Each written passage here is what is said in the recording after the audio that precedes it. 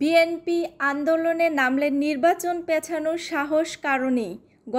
BNP আন্দোলনে নামলে নির্বাচন পেছানোর সাহস কারণ নেই বলে মন্তব্য করেছেন বিএনপির স্থায়ী কমিটির সদস্য গয়েশ্বর চন্দ্র রায়। শনিবার দক্ষিণ কেরানীগঞ্জের চুনকুটিয়া বালিকা উচ্চ বিদ্যালয় মাঠে আয়োজিত সমাবেশে প্রধান অতিথির বক্তব্যে তিনি একথা বলেন। তিনি বলেন, সংস্কার চায় বিএনপি, তবে অযথা জনগণের ভোটাধিকার ভূলুণ্ঠিত করা হলে দলীয় নেতাকর্মীরা চুপ থাকবে না। গয়েশ্বর বলেন, বিএনপি সংস্কার চায়, কুসংস্কার নয়।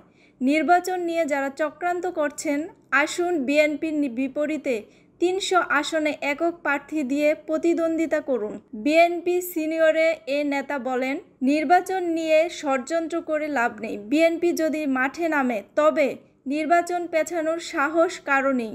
একই অনুষ্ঠানে বিশেষ অতিথির বক্তব্য বিএনপির স্থায়ী কমিটির সদস্য সালাউদ্দিন আহমেদ বলেন, নির্বাচনে প্রার্থী হলে যাদের জামানত বাজেয়াপ্ত হবে তারাই সংখ্যানুপাতিক হারে নির্বাচন চায়। তিনি বলেন, যারা নির্বাচনে দাঁড়ালে জামানত বাজেয়াপ্ত হবে, যারা আনুপাতিক হারে নির্বাচন চায় তারাই বলছে বিএনপি শুধু নির্বাচন করছে।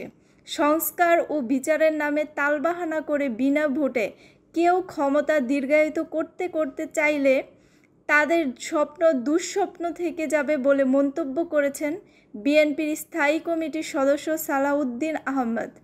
বিএনপির এ নেতা বলেন, সংস্কার ও বিচারের নামে তালবাহানা করে বিনা ভোটে যারা ক্ষমতা দীর্ঘায়িত করবে তাদের স্বপ্ন দুঃস্বপ্ন থেকে যাবে। নির্বাচনের জন্য যেসব সংস্কার প্রয়োজন তা করে নির্বাচন দিন। গণতন্ত্রের জন্য প্রয়োজনে আবারও সংগ্রাম হবে।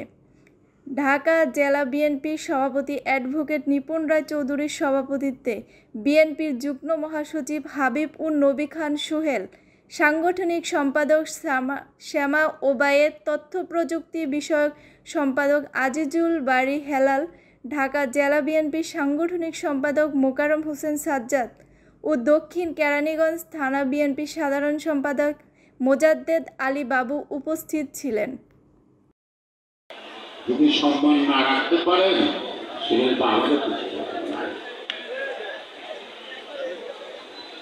আমি কেন বলি, আমরা বলতে পারি না সব কিছুতে আমি করছি, সব কিছুতে আমার এটা, সব কিছুতে আমার ওইটা কেন বলতে পারি না? এটা আমাদের দেশটা, আমাদের সমস্যা, আমাদের সমাধান আমাদেরকেই করতে হবে। আমি একা তুমি একা কেউ কিছু না। আজকে যারা আমরা ছাত্র আন্দোলন করছি ৬২ সাল থেকে মাত্র ৬৩ বছর রাজনীতি এই আন্দোলনের মাঠে আছে।